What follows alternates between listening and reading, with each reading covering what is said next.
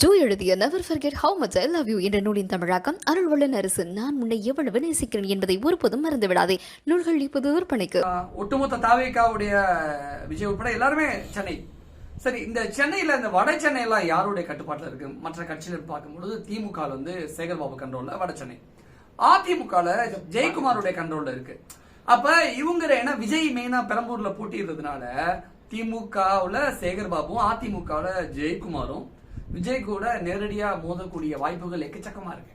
ஆக்சுவலா என்னன்னா திமுகவை பொறுத்த வரைக்கும் சேகர்பாபு தளபதி, ஆனா அதிமுக நிறைய தளபதிகள் இருக்காங்க. ஜெயக்குமார் தானே முக்கியமான மெயின் தளபதி. ஆமா, அதிமுக ஜெயக்குமார் வந்துட்டு செல்வாக்கு அதிகம், தளபதிகள் ஆனா அதிமுக தான் அதிகமா இருக்காங்க. உதாரணத்துக்கு நீங்க ஆதிராஜாராம் எடுத்துக்கலாம், வந்துட்டு ஜெயக்குமார் எடுத்துக்கலாம், நிறைய பேர் இருக்கிறாங்க. ஆக வட சென்னையை பொறுத்த வரைக்கும் நீங்க திமுக தாங்க ஸ்ட்ராங்கு. அங்க அவர் தான் டிசைடிங் அத்தாரிட்டியா இருக்க போறது வந்துட்டு சேகர்பாபு தான்.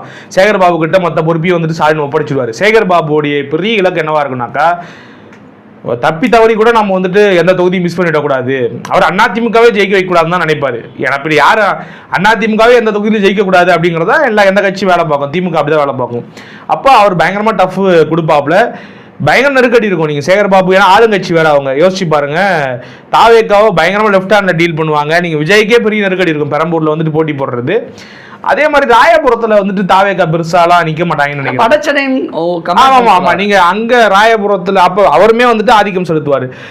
அவருடைய கான்சன்ட்ரேஷன் ஐயா வந்து ராயபுரத்துல தான் இருக்கும். என்ன பொறுத்த வரைக்கும் ஜெயக்குமார் வந்துட்டு ராயபுரத்துல கவனம் இருக்கும். ஆனா வட சென்னையோட அதுல வந்து அதிமுக வந்து நான் எந்த பெர்ஸ்பெக்டிவ்ல சொல்றேன்னாக்கா, இல்ல நான் என்ன சொல்றேன்னாக்கா, பொதுவாவே வந்துட்டு அதிமுக வட சென்னையோட தென் சென்னைக்கு தான் அதிகமா கவனம் செலுத்துவாங்க. அந்த அடிப்படையில் சொல்றேன். ஏன்னா தென் சென்னையில அவங்களுக்கு பலம் அதிகம். இங்க ஒரு போலரைசேஷன் இருக்கு. டி நகரா இருக்கட்டும், மயிலாப்பூரா இருக்கட்டும், விருகம்பாக்கமா இருக்கட்டும், நம்ம பேசிக்கிட்டு இருக்க இந்த தொகுதியா இருக்கட்டும், இல்ல வேளச்சேரியா இருக்கட்டும், இதெல்லாம் வந்து அதிமுகவுக்கு பலம் இருக்கக்கூடிய இடம். இப்படி வேணா புரிஞ்சுக்கலாம். வட சென்னையில திமுக வந்து தாவேக்காக்கு நெருக்கடி, தென் சென்னையில அதிமுக வந்து தாவேக்காக்கு நெருக்கடி.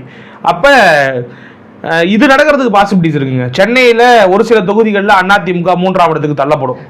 அப்படி இப்படி பண்ணிடல, எப்படி கெஸ் பண்ண முடியுமா? சென்னையில விஜயை தவிர்த்துட்டு விஜயை மட்டும் ஜெயிச்சிடுவாரு கண்ண மூடி நம்ம சொல்லிட முடியும். விஜயை தவிர்த்துட்டு விஜய் அப்படி நீங்க சொல்லிடாதீங்க. இல்ல, கண்டிப்பா சொல்ல முடியும் விஜய் ஜெயிச்சிடுவாரு. அது இல்ல கிடையாது. நீங்க தேர்தல் வந்துட்டு நீங்க கடைசி கவுண்டிங் வரைக்கும் நம்ம எது தீர்மானிக்க முடியாது. அதான் சொல்றேன் நான். அந்த கான்ஃபிடென்ட் இல்ல விஜய் பெரம்பூர் தொகுதியை சூஸ் பண்ணாரு, ஜெயிக்கிறது நிறைய வாய்ப்பு. கான்ஃபிடென்ட் இல்ல விஜய் 99% ஜெயிச்சிடுவாரு. என்னது கான்ஃபிடென்ட்? சமூக ரீதியான வாக்குகள் இருக்காங்க அதிகமா. நோ விஜய்ங்கிற ஒரு பிம்பத்தை வச்சு அவர் ஜெயிச்சிருவாரு. ஆனால் தாவேக்காவோட மற்ற தலைவர்கள், அது ஆது அர்ஜுனா இருக்கட்டும், புஷியானந்தா இருக்கட்டும், மரிய வில்சனா இருக்கட்டும், இல்ல நீங்க விஜய் ஜெயக்குமாரா இருக்கட்டும், யார் வேணாலும் இருக்கட்டும், சேகர்பாபுவையும் ஜெயக்குமாரையும் தாண்டி அதிமுகவும் திமுகவும் தாண்டி மற்ற தாவேக்காவோட 2ஆம் மட்ட தலைவர்கள் ஒருத்தர் ஜெயிச்சிட முடியுமான்னு கேட்கிறேன் சென்னையில. அதான் தலைவரே, நான் என்ன சொல்றேன்னா, இப்ப அவங்கவுங்க ஒரு கேம் ஆடினாங்கன்னா வச்சுக்கோங்க, கண்டிப்பா ஆடுவாங்க. ஜெயக்குமார் திமுக இல்ல, நீங்க அதான் இப்படி சொல்றீங்க, ஒரு கேம் விளையாடுவாரு. இப்படி புரிஞ்சுக்குங்க. திமுக தனியா ஆடுது, அதிமுக தனியா ஆடுது, தாவேக்கா தனியா ஆடுதுனாக்கா தாவேக்காக்கு நிறைய ஆப்பர்ச்சுனிட்டி இருக்கு. ஒரு 2-3 தொகுதிகள் 4 தொகுதிகள் ஜெயிக்கிறதுக்கு ஆப்பர்ச்சுனிட்டி இருக்கு. தாவேக்காவை வளரவே விடக்கூடாது, தாவேக்கா வந்து எழுச்சி ஓரளவு கூட எழுச்சி பெற்றக்கூடாது அப்படின்னு திமுகவும் அதிமுகவும் சேர்ந்து சில இடங்கள்ல கேம் ஆடினாங்கனாக்கா அங்கே தாவேக்கா அடிபட்டு போயிடும், தானா அடிபட்டு போயிடும். நம்ம பல நேரங்களில் பார்த்துருக்கோம். அது காம்ப்ரமைஸாக நடக்கும், நடக்காமல் போகாது. நம்ம நுட்பமாக உள்ளே இருந்து நம்ம அரசியலை பார்க்குறோம், உள்ளடி வெள்ளம் என்ன நடக்குங்கிறது தெரிஞ்சதால நம்ம இந்த ஆப்ஷன் வைக்கிறோம். ஆனால் சென்னையில் அவங்க உழைப்பை போட்டாங்க, தாவேக்கா உழைப்பை போட்டாங்கனாக்கா ஒரு 2-3 சீட்டு ஜெயிக்கிறதுக்கான வாய்ப்பு இருப்பா. அதான் என் மனசுக்கு அடி மனசுக்கு உழைப்பு. அப்படி ஏதாவது ஒரு தொகுதியில் தாவேக்கா இது வரைக்கும் உழைப்பு போட்டிருக்கா? வேலை செஞ்சுக்கிட்டு இருக்காங்க, ஆனால் அவங்களுக்கு தெரியல, வேலை தெரியல. ரெண்டாவது அவங்க தலைவருமே வந்துட்டு வெளியில 2 வாரத்துக்கு முன்னாடி கேள்விப்பட்டேன், ஆது அர்ஜுனா முழுக்க வில்லிவாக்கத்திலே தான் இருக்காரு. வில்லிவாக்கம் போனா அவர் ஆது அர்ஜுனா மீட் பண்ணிடலாம், பேட்டியெல்லாம் எடுத்துடலாம், போலையா அப்படின்னு 2-3 வாரத்துக்கு முன்னாடி. ஆது அர்ஜுனா என்ன வேலை பார்த்தாலும் ஆது அர்ஜுனாவை டிஸ்மேண்டில் பண்றதுக்கான வேலைகள்லாம் இவங்களுக்கு தெரியும். திமுகவுக்கும் ஜெயக்குமாருக்கும் தெரியும். அவங்க என்ன யோசிப்பாங்கன்னாக்கா, நான் சொன்ன மாதிரி இப்போ ஆதவர்ஜுனா நிற்கிறாரு, உதாரணத்துக்கு வில்லிவாக்கத்தில் நிற்கிறாரு. வில்லிவாக்கத்தில் திமுகவுக்கு செல்வாக்கு அதிகமாக இருக்குது, அங்கே ஒரு போலரைசேஷன் நடக்குது, அங்கே வந்துட்டு இஸ்லாமியர்கள் வாக்கு அதிகமாக இருக்குது, கிறிஸ்தவர்கள் வாக்கு அதிகமாக இருக்குது அப்படின்னாக்கா அங்கே ஏடிஎம்கே பெருசாக கான்சன்ட்ரேட் பண்ணாது, டிஎம்கே வந்துட்டு அங்கே அப்பர் ஹேண்ட் எடுக்கும். ஏடிஎம்கே 3ஆவது இடத்துக்கு போனாலும் கவலைப்படாது. தாவேக்கா எந்த விதத்திலயும் இந்த ரெண்டு திராவிட கட்சியும் தாண்டி வளர்ந்துடக்கூடாதுன்னு அவங்க 2 பேரும் உன்னிப்பா இருப்பாங்க. நாம 2 பேரும் உன்னிப்பா இருக்க தாண்டி அதாவது இப்பவே யார் இந்த வில்லிவாக்க வில்லன் அப்படின்னு போட்டு ஆதோஜனோட போட்டோ போட்டு தந்தை பெரியார் திராவிடர்களும் போஸ்ட்லாம் ஒட்டி ஒரு மாதிரி இதையெல்லாம் மீறி ஜெயிச்சுட்டாங்க. சப்போஸ் ஜெயிச்சுட்டாங்கனாக்கா பெரிய முடியுமான்னு கேட்கிறேன். முடியும். மக்கள் மனசு வச்சா ஜெயிக்க முடியும். நம்ம மனசு வச்சா இல்ல, ஆதோஜனால ஜெயிக்க முடியும். நீங்க சொல்லுங்க. மக்கள் மனசு வச்சா எதுவும் சாத்தியம். எதையுமே எல்லாருக்குமே தெரியுமே. இங்க ஆதோஜனால வில்லிவாக்கத்துல ஜெயிக்க முடியல. நான் டி நகர்ல ஜெயிக்க முடியுமா? அதான் டி நகர்ல ஜெயிக்க முடியுமான்னு எனக்கு தெரியல. ஏன்னா டி நகர் சத்யாக இருக்கிற செல்வாக்கு எனக்கு தெரியும். சத்யாவுக்கு வந்துட்டு பெரிய செல்வாக்கு இருக்கு. எனக்கு அங்க யார் கேண்டிடேட் போட போறாங்கன்னு தெரிஞ்சா நான் அதை பத்தின டிஸ்கஷனுக்கு வருவேன். ஏன்னா சத்யாங்கிறது ஒரு பெரிய முகமா டி நகர்ல உருவாயிருக்காப்ல. லாஸ்ட் எலெக்ஷன்ல ஒரு 137 ஓட்டுல தான் தோத்தாப்புல. டி நகர்ல ஒரு போலரைசேஷன் நடக்க போகுது. அதனால புஷி ஆனந்த் அங்க ஜெயிக்கிறது ரொம்ப டஃபரா இருக்கும், ரொம்ப கடினமா இருக்கும். சொல்ல பார்த்தா புஷி ஆனந்த் டி நகர்ல ஜெயிக்க வாய்ப்பு இல்லைன்னு சொல்ல இப்படி வர்றதுக்கு வாய்ப்பு இருக்கு. டி நகர்ல புஷி ஆனந்துக்கும் சத்யாக்கும் போட்டி நடக்கும். சத்யா ஜெயிச்சிருவாரு, புஷி தோத்துருவாரு. ஜே அன்பழகனுடைய கோட்டைங்க. அதான் சொல்றேன் கோட்டைங்க. நீங்க அங்க போலரைசேஷனை தாண்டி போலரைசேஷன் நடக்கும் தலைவரே. அதுதான் அங்க பிரச்சனை. நீங்க எலெக்ஷன் நிறைய குட்டி குட்டி ஃபேக்டர்ஸ்லாம் இருக்கு. அது குட்டி குட்டி ஃபேக்டர்ஸ்லாம் யார் சூப்பரா டீல் பண்றாங்களோ அவங்க ஜெயிச்சிருவாங்க. Sathya field worker. அதனால நான் சொல்றேன் தைரியமா டி நகர்ல வந்துட்டு சத்யாவுக்கு வாய்ப்பு பிரகாசமா இருக்கிறதா எனக்கு தோணுது. அதே போல நீங்க வில்லிவாக்கத்துல நல்ல கேண்டிடேட்டா போடுறாங்க திமுக சார்புனாக்கா திமுக எஜெடுக்கிறதுக்கான வாய்ப்பு இருக்கு. ஆர்கே நகர்ல மரிய வில்சனுக்கு எந்த தைரியத்துல கொடுத்தாங்க? ஏன்னா மரிய வில்சன் பயங்கர எலைட், சத்யபாமா யூனிவர்சிட்டி பயங்கர எலைட்டான ஒரு மேல் வர்க்கம். அவர் எப்படி அந்த கிரவுண்ட்ல உள்ள ஆர்கே நகர்ல துட்டு தான் தலைவர். துட்டு செலவு பண்ணாங்க, நிறைய வேலை பார்க்குறாங்க, துட்டு செலவு பண்றாங்க. முன்னாடி வந்துட்டு அவங்கள அதை ஃப்ளோட்டிங்லேயே வச்சிருக்காங்க. ஒரு 38 நாள் பெரும் பரிசு பொருளாக இறக்கிட்டே இருந்தாங்கன்னாக்கா சத்தியமா டஃப் ஃபைட் கொடுக்கலாம். தாவேக்காவால முடியும். ஏன்னா அவங்களுக்கு ஒரு பேஸ் இருக்கு சென்னையில. நான் அப்படிலாம் பிறந்துட்டு கடந்து போகணும்னு விரும்பல. ஆனா இதுல இருந்து ஒண்ணு தெளிவா நம்ம புரிஞ்சுக்கிட்டேன்னா அதிமுக கோட்டை இல்ல. இதுல என்ன புரிஞ்சுக்கிட்டா அது லாஸ்ட் டைம் வந்துட்டு சரிஞ்சு திமுக பக்கம் போயிடுச்சு. ஒரு காலத்துல அதிமுக கோட்டை 5-6 முறை தொடர்ந்து ஜெயிச்சாங்க. முக்கியமான சில தொகுதிகள்லாம் வந்துட்டு அதிமுக விட்டு கடந்த தேர்தலில் போயிடுச்சு. ராயபுரம் போச்சு, ஆர்கே நகர் போச்சு, அதே போல் இந்த டி நகர், மயிலாப்பூர் நிறைய தொகுதிகள் வந்துட்டு. அது காரணம் 10 வருஷம் ஆன்டி இன்குமென்சி, இயல்பாக சென்னையில் இருக்க திமுக இருக்கக்கூடிய செல்வாக்கு இதெல்லாம். ஆனால் இப்போ அதிமுக ரிவைவ் ஆகி வராங்க. அதிமுக பயங்கரமாக டஃப் கொடுக்க போகிறாங்க, ஃபைட் கொடுக்க போகிறாங்க, அதை மாற்றுக்கிறது கிடையாது. ஆனாலும் கூட திமுக தாவேக்காவுக்கு இங்கே சென்னையில் ப்ளஸ் இருப்பதாக எனக்கு தோணுது. தாம்பரம் தாண்டினா தான் அதிமுக ராஜா. தாம்பரத்துக்கு முன்னாடி வரைக்கும் சென்னையில் இந்த 30 தொகுதிகளில் வந்துட்டு ஒரு சில பாக்கெட்ஸில் மட்டும்தான் அதிமுக வாக்கு இல்லைன்னு சொல்ல வரல, ஜெயிக்கக்கூடிய செல்வாக்குங்கிறது குறைவாக தான் இருக்குது. ஆனால் தாம்பரத்தை தாண்டி போயிட்டீங்க, கிராமப்புறங்களுக்கு போயிட்டீங்க, ரூரல் கான்ஸ்டிடுவன்சி போயிட்டீங்கன்னாக்கா அதிமுக கோட்டை தான். நீங்கள் நெடுக்க சென்னை வந்து திமுக கோட்டை தான். சென்னை திமுக கோட்டை தான். அப்போ சென்னை திமுக கோட்டைனா திமுக கோட்டையில் ஓட்டையை போட தான். இல்லை தாவேக்கா அந்த டென்த் அண்ட் டேமேஜ் ஏற்படுத்தியிருக்கிறாங்க, வலுவாக ஏற்படுத்தியிருக்கிறாங்க. இது வரைக்கும் வரலாற்று இல்லாத அளவுக்கு திமுக ஒரு அச்சுறுத்தலை சென்னையில் ஏற்படுத்தியிருக்காங்க. அதை எப்படி திமுக சமாளிக்கும் போது திமுக அதை சமாளிக்கும். திமுக அந்த கெப்பாசிட்டி உண்டு. ஏன்னா அண்ணா காட்டிலேருந்து இந்த சென்னை மக்கள் வந்து திமுக ஓட்டு போட்டு பழக்கப்பட்டவங்க. அதில் ஒரு கணிசமான வாக்குகள் வந்து தாவேக்கா பிரிக்கிறாங்கன்னும் பொழுது அவங்களுக்கு கொஞ்சம் அந்த ஜெர்க்கெலாம் இருக்கும்.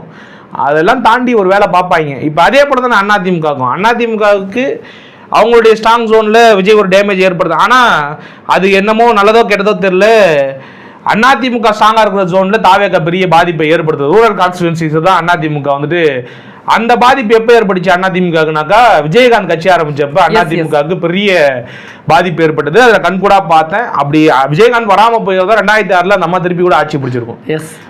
அப்போ ஒரு பெரிய பாதிப்பை ஏற்படுத்தினாங்க. விஜய் வந்துட்டு எனக்கு தெரியல விஜய் எப்படி கணிக்கிறது. விஜய் வந்துட்டு ரூரல்ல பெருசா ஒரு செல்வாக்கு. விஜய் சங்கீதா அந்த சங்கீதா த்ரிஷா பிரச்சனை வரைக்குமே வேற ஒரு பார்வை இருந்தது விஜய் தாவேக்கா அப்படின்னு. இல்ல நீங்க அதெல்லாம் தாண்டி ஓட்டு போட்டுருவாங்கங்களா? நான் என்னன்னா ரூரல்ல பண்ணாதுங்கிறீங்களா? அந்த பிரச்சனை எல்லாம் வர்றதுக்கு முன்னாடி ரூரல்ல போய் விசாரிச்சேன். நான் ரூரல்ல ஒரு செல்வாக்கு கிடையாதுங்க, சுத்தமா கிடையாதுங்க.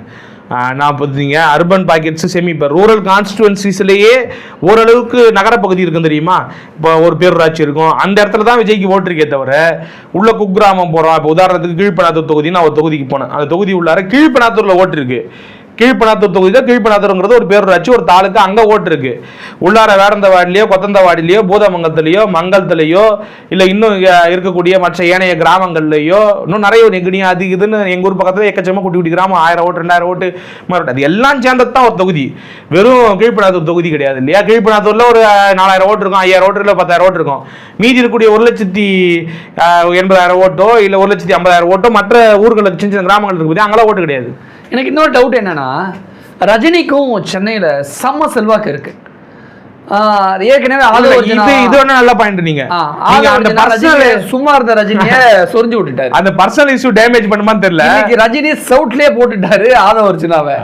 பயங்கரமா கோவப்பட்டு இல்ல அவருக்கு 2 பேருக்குமே பதில் சொல்லுங்கிற மாதிரி அவரு 2 பேருக்குமே ஒரு கோல்ட் வார் போயிட்டு இருக்குங்க. ஒரு 4-5 வருஷமா போயிட்டு இருக்கு. அப்ப ரஜினியை தாண்டி விஜய்னால சென்னையில ஜெயிக்க முடியுமா? ஐ மீன் தாவேக்கா அந்த ஒரு பார்வை இருக்குல்ல. அப்ப ரஜினி ரசிகர்களுடைய ஓட்டு முக்கியமான பங்கு வகிக்குது. அந்த ஓட் கன்சாலிடேஷன் நடக்குது. அஜித் ரசிகர்களுடைய வாக்கும் சென்னையில ரொம்ப முக்கியமா இருக்கு.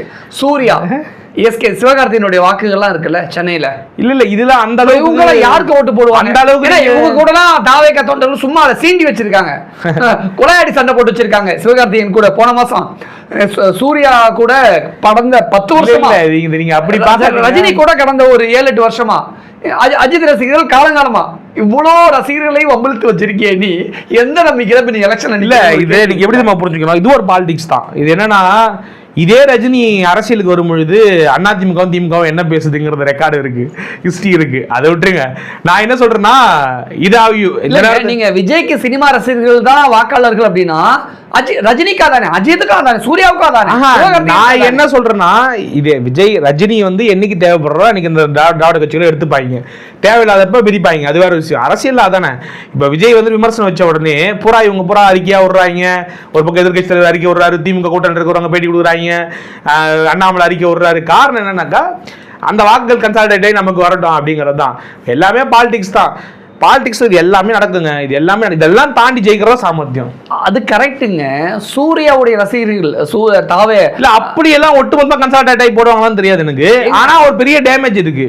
கன்சால்டேட் ஆகி அவங்களுக்கு லாஸ்ட் படம் சில பேர் இப்படி பார்க்கலாம் இல்லையா, ரசிகர்கள் எப்படி சில பேர். நீங்க இன்னொரு பாயிண்ட், ஜோதிகாவே அறிக்கை வெளியிற அளவுக்கு விஜய் ரசிகர்கள் சூர்யா கிட்ட நடந்துக்கிட்டாங்கல்ல. இல்ல இன்னொரு பாயிண்ட் ஆஃப் வியூ இருக்குதுல. என்னன்னா, நீங்க நம்ம இவ்வளவு பேசுறோம், இவ்வளவு கன்சால்டேட் ஆகுது. நீங்க சொல்ற மாதிரி அஜித் ஃபேன்ஸ் நிறைய பேர் ஹேட்ரட் இருக்கு அவங்க மேல, ஓட்டு போடக்கூட மாட்டேன்னு சொல்ற ஆட்களையும் பாக்குறேன். நான் களத்துல சந்திக்கிறதா சொல்றேன். சில அஜித் ஃபேன் என்ன சொல்றான், அஜித் ஃபேன் தான் ப்ரோ, ஆனா விஜய்க்கு ஓட்டு போட போற சேஞ்ச் அன்னைக்கு சொன்னாங்க. ஒரு சேஞ்ச் அது எங்க இந்த விக்கிரவாண்டி மாநாட்டு அந்த டைம்ல சொன்னாங்க, மதுரை மாநாடு அந்த டைம்ல சொன்னாங்க. இன்னைக்கு என்ன சொல்றாங்க அஜித் ரசிகர்கள், இன்னைக்கு சூர்யா ரசிகர்கள், ரஜினி ரசிகர்கள், எஸ்கே ரசிகர்கள் என்ன சொல்றாங்க? நீங்க இது எல்லாத்தையும் புறந்தள்ளி வச்சுட்டு பார்த்தா ஒரு டீசென்டான ஓட் ஷேர் வாங்க போறாரு. நமக்கு என்ன மரட்டு தடி பேசினாலும் இங்க மாற்றத்துக்கான ஸ்பேஸ்ங்கிறது எல்லா காலத்திலயுமே இருந்திருக்கு. ஒரு 80% மட்டும் தான் திராவிட கட்சிகளுக்கு விழும். மீதி 20% எப்பயுமே மாற்றம்னு முன்வைக்கிற ஆட்களுக்கு விழும். அந்த 20ல ஒரு பெரிய சங்க் ஆஃப் ஓட்ஸ் எடுக்க போறாரு. அதில் தாண்டி அதிமுக திமுக சில வாக்குகளை எடுக்கிறாருங்கிறத நான் கண்கூடா பார்த்துட்டு சொல்றேன். ட்ரெடிஷனலா திமுகவுக்கும் அதிமுகவுக்கும் ஓட்டு போட்டவங்க மாறி தாவேக்காக்கு போடுறாங்க. இதெல்லாம் தாவேக்காக்கு பலம் தான். ஆனா அவங்களால வெற்றி பெற முடியாது, ஆட்சி அமைக்கிற அளவுக்கு இவங்க காட்டுற அந்த பம்மாத்து, அந்த ஜோல்ஜான அந்த அளவுக்கு இங்க ஒன்றும் இல்லைங்கிறத அவங்களே எக்ஸ்போஸ் பண்ணி வெளியில காமிச்சிட்டாங்க. சென்னையை தாண்டி தாம்பரம் தாண்டி வெற்றி வாய்ப்பு தங்களுக்கு இல்லை அப்படிங்கிறது. நாங்கள் ஓட்டு வாங்குவோம்பா, ஆனா எங்களுக்கு சென்னையில் தான் வெற்றி வாய்ப்பு இருக்கு. நாங்க ஒருவேளை எம்எல்ஏ சீட் ஜெயிக்கணும்னாக்கா அது சென்னையில மட்டும் தான் முடியும் எங்களால அப்படிங்கிறத அவங்களே சொல்லிட்டாங்க. அது ஜெயிக்கிறாங்களா இல்லையாங்கிறத அப்புறம் பார்ப்போம். அந்த ப்ராபபிலிட்டியே எங்களுக்கு சென்னையில மட்டும் தான் இருக்கு அப்படிங்கிறத அவங்களே சொல்லிட்டாங்க. தாம்பரம் தாண்டினா நாங்க ஒண்ணும் கிடையாது, திமுக அதிமுக மட்டும் தான் போட்டி. தாம்பரம் தாண்டி இந்த 30 தொகுதியில மட்டும் தான் நாங்க ஏதோ ஒரு 2வது இடத்துக்கு போக முடியும், இல்லை முதல் இடத்துக்கு போகிறதுக்கான முயற்சி எடுக்க முடியும் அப்படிங்கிறத சொல்லிட்டாங்க. அவ்வளோதான். கொஞ்ச நாளைக்கு முன்னாடி ரஜினி விஜய் சண்டையில் கூட ஒரு விஜய் தொண்டராக கட்சி நிர்வாகம் தெரியல, ரஜினி ரசிகர்கள்லாம் எங்களுக்கு ஓட்டு போட தேவையில்லை, அவங்க ஓட்டெல்லாம் எங்களுக்கு ஒன்றும் தேவையில்லை, தாவேக்காவுக்கு தேவையில்லாம் அது பேசின விஷயம் வரைக்கும் வைரலாக போயிட்டு தான் இருக்கு. அது நடக்கும். அதெல்லாம் நீங்க ரஜினி சொல்லி மட்டுமே அப்படியே எல்லாம் நடந்துடாது. நான் இதுல நம்புறேன். காலம் பதில் சொல்லணும்னு வேற சொல்லி எலெக்ஷனுக்கு முன்னாடி ரஜினி ஏதாவது ஒரு மேடையில ஏதாவது ஒரு சூழல்ல விஜய்க்கு எதிராக ரஜினி வாயை திறந்துட்டா 1996ல அதிமுக அதுவே ஹம்பக்குங்க. என்ன கேட்டா நான் அப்படிதான் சொல்லுவேன். ஏன் நான் சொல்றேன்னு கேளுங்களேன். அந்த தேர்தலில் ரஜினி பேசாட்டியுமே அதிமுக தோத்துருக்கும், திமுக தான் ஜெயிச்சிருக்கும். ரஜினி பேசுறது ஒரு கூடுதல் அட்வான்டேஜ், அவ்வளவுதானே தவிர. அப்ப இந்த முறை ரஜினி அப்படி பேசியிருந்தா விஜய்க்கு எதிராக ஒருவேளை ஏதாவது ரஜினிகாந்த் வாயை விட்டு ஏதாவது பேசிட்டாருன்னா என்ன நடக்குங்க? ரஜினி வந்துட்டு ஒரு சின்ன ஃபேக்டர் தாங்க. 100 ஃபேக்டர்ல ஒரு சின்ன ஃபேக்டர் தான் அரசியல்ல. ரஜினிக்கு வந்துட்டு ரஜினி அப்படியே தலை கீழே புரட்டி போடுற அளவுக்குலாம் சக்தி கிடையாது ரஜினிக்கு. நான் உதாரணத்துக்கு சொல்றேன் உங்களுக்கு. 96ல நான் அரசியலை வந்துட்டு டீட்டெயிலா பாக்குற ஆளுங்கிறதா சொல்றேன். 96ல இந்த மாதிரி சொல்றாரு, அதை கிரெடிட் அவரே எடுத்துக்கிறாரு ரஜினி. ஆனா நான் அந்த கிரெடிட் அவர் கொடுக்கறதுக்கு என்னைக்குமே நான் விரும்பினது கிடையாது. 96ல அந்த அம்மா பண்ண ஆட்சி வந்துட்டு சரியில்லைன்னு சொல்லிட்டு அந்த ஆட்சியில் நடந்த பிரச்சனைகளால அது ஒரு பெரிய ஒரு மாற்றம், ஒரு அலை வீசி அந்த வாய்ப்பு கிடைச்சது. அதற்கு அந்த கூட்டணி வெற்றி பெற்றதுக்கான மிக முக்கியமான காரணம் ரஜினி கிடையாது, தமிழ் மாநில காங்கிரஸ். காங்கிரஸ் வந்துட்டு உடைபட்டு அதில் 80% 90% தமிழ் மாநில காங்கிரஸா மாறி திமுக கூட கூட்டணி வச்சதால அந்த தேர்தல் வெற்றி. இது அரசியல் தெரிஞ்சவங்களுக்கு தெரியும். ரஜினிங்கிறது ஒரு இக்னைட்டிங் ஃபேக்டர் தான். நான் வந்துட்டு சில மூத்த பத்திரிகையாளர்லாம் சொல்லுவாங்க ரஜினி தான் புரட்டி போடாது. எனக்கு அதிலே உடன்பாடு கிடையாது. நீங்க அப்படிப்பட்ட பவர்ஃபுல்லான சக்தியா இருந்தா இதே ரஜினி 2003ல பாபா படம், 2002-2003 பாபா படம் வருது. அவருடைய சுருள் பெட்டி கொண்டு எல்லாத்தையும் பாமக தூக்குனாங்க, எல்லாத்தையும் பண்ணாங்க. பாமகக்கு எதிராக 7 தொகுதிகளில் வேலை பாருங்க, பாமக எங்கெங்கெல்லாம் போட்டி போடுதோ அந்த தொகுதியெல்லாம் பாமக தோக்கடிங்கன்னு சொல்லிட்டு இன்டர்னலாக அவர் வந்துட்டு எல்லா தொண்டர்களுக்கும், அதாவது அவங்களுடைய ரசிகர்கள், அன்றைக்கு ரசிகர் மன்றம் வச்சிருந்த எல்லாருக்கும் அறிவிச்சு அவங்க எல்லாரும் எதிர்த்தா வேலை பார்த்தாங்க பாமக தோக்கடிக்கிறதுக்கு. ஆனால் பாமக 7 நாடாளுமன்ற தொகுதியில் வெற்றி பெற்று 7லையும் பார்லிமெண்ட்டுக்கு உள்ள போனாங்க. வாங்கின அத்தனை சீட்டும் ஜெயிச்சாங்க. ஆக அப்படியெல்லாம் மக்கள் வந்துட்டு போட்டு இது பண்ணா, இது சின்ன சின்ன ஃபேக்டர்ஸ், அது எல்லாத்தையும் யூட்டிலைஸ் பண்ணிக்கிறதுக்கு எல்லா கட்சிகளும் முயற்சி பண்ணா. இதெல்லாம் கவனமா இருக்கணும். விஜய் கவனமா இருக்கணும், விஜய் கட்சிட்டு இருக்கு கவனமா இருக்கணும். 2 ஓட்டு போனாலும் நமக்கு நட்டங்கிறது அது அறிவோட தெளிவோட புத்தியோட பேசணும், மேடைகள்ல அரவணைக்க தெரியணும். அரசியல் அரவணைப்புங்கிறது அதான் இல்லையே அப்படிங்கிறது யதார்த்தம். அதெல்லாம் அதை எப்பயுமே ஒரு சின்ன ஆள் வந்தா கூட இப்ப நீங்க எல்லாரும் விமர்சிக்கிறாங்க ஸ்டாலினை. தண்ணி கேன் போடுறவன் போனா கூட உள்ள அறிவால் தீர்த்து போட்டுறாருன்னு சொல்லிட்டாங்க. எல்லாமே பாலிடிக்ஸ் தான். தண்ணி கேன் போடுறவன் ஓட்டு போடுவாங்க நாளைக்கு. இப்போ நாளைக்கு உதாரணத்துக்கு தண்ணி கேன் போடுறவன் உள்ள கூட்டணி வச்சிட்டாப்ல, தேனாம்பட்டிலாம் ஓட்டு போடுற ஒரு ஆதரவு தெரிவிக்கிறேன்னு சொல்லிட்டு போயிட்டான் தண்ணி கேன் போடுறவன். தேனாம்பேட்டையில் எந்த தொகுதியில் வருதுன்னு தெரியல. தேனாம்பேட்டை தொகுதியா தெரியல எனக்கு. ஏதோ தொகுதி நடக்குது வச்சுக்கோங்க, அவன் ஏதோ தனிக்கான போகிற ஏதோ தொகுதியில் இருக்கான். எலெக்ஷன் ரொம்ப டைட் கான்டெஸ்ட்டில் போய்கிட்டு இருக்கு. ஒரு 3 ஓட்டு வித்தியாசத்தில் தான் தீர்மானம் வருது. அப்படி ஒரு குடும்பத்தில் வந்து ஒரு 4 ஓட்டு போட்டானாக்கா, நம்ம கூட்டணி வச்சிருக்கோம் 4 ஓட்டு போட்டுருன்னு போட்டானாக்கா ஜெயிச்சினால. அரவணைப்பு எப்பவுமே முக்கியம், கன்சால்டேஷன் எப்பவுமே முக்கியம். பாலிடிக்ஸில் எல்லாம் இப்போ மன்சூர் அலிகான் முந்தா நாள் வரைக்கும் எடப்பாடியை அசிங்கசியமாக திட்டிக்கிட்டு இருந்தாப்புல. எடப்பாடி அது இது, எடப்பாடி ஆட்சி அமைச்சா அது இதுன்னு என்னவும் மாணவரே பாஜகலாம் பேசினாப்புல. இப்போ பார்த்தா எடப்பாடியோட வீட்டில் போயிட்டு இவர் தான் வருங்கால முதல்வர் அப்படின்னு ஆதரவு கொடுக்க போறாரு. இப்போ அதுக்காக எடப்பாடி நேற்று வரைக்கும் என்ன திட்டியாரா, நீ வெளியில போறா சொல்லுவாரு. நாளைக்கு மன்சூர் அலிகான் ஓட்டு போட்டா அவர் நல்லது தானே. மன்சூர் அலிகான் குடும்பத்தை மன்சூர் அலிகான் ஒரு சீட்டு கொடுக்க பார்த்து கிடையாது. அவரை கூப்பிட்டு ஒரு நடிகர் வந்து கேட்கறாருன்னு அங்கீகரிச்சு பேசுறாருங்கிறது ஒரு பாலிடிக்ஸ் தானே. அப்போ இதெல்லாம் தெரிஞ்சுக்கணும். நிறைய பேசிட்டோம் நினைக்கிறேன். ஆமாம், நம்ம விஜய் சார்ந்து தாவேகா சென்னையில் போட்டிடுறது சார்ந்து நம்ம இன்டெப்த்தாக நிறைய விஷயங்கள் அலசி ஆரம்பிச்சிருக்கோம். கண்டிப்பாக அது எல்லாருக்குமே ஏதோ ஒரு வகையில் பயனுள்ளதாக இருக்கு. நம்மளாம் நிறைய விஷயம் ஷேர் பண்ணிட்டு மிக்க நன்றி.